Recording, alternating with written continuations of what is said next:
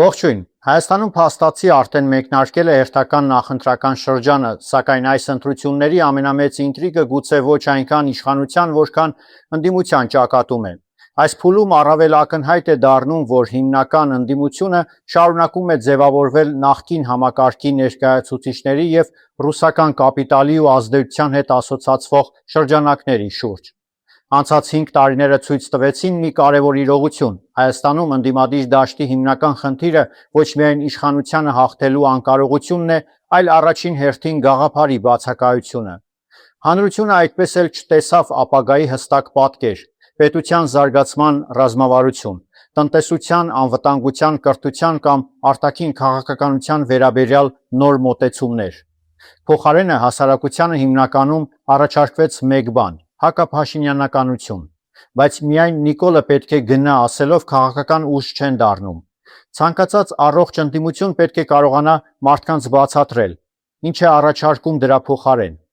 ինչպիսի պետություն է ուզում կառուցել, ինչ ճանապարհով է պատկերացնում Հայաստանի անվտանգությունն ու զարգացումը։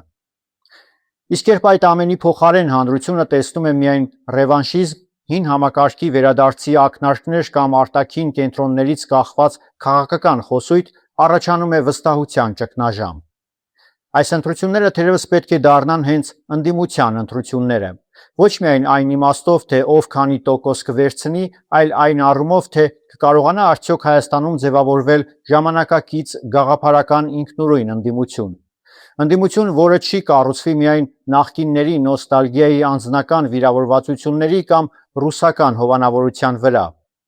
Հայաստանի քաղաքական համակարգի առողջացման համար ուժեղ իշխանությունից ոչ պակաս կարևոր է նաև ուժեղ ու որակյալ ընդդիմությունը,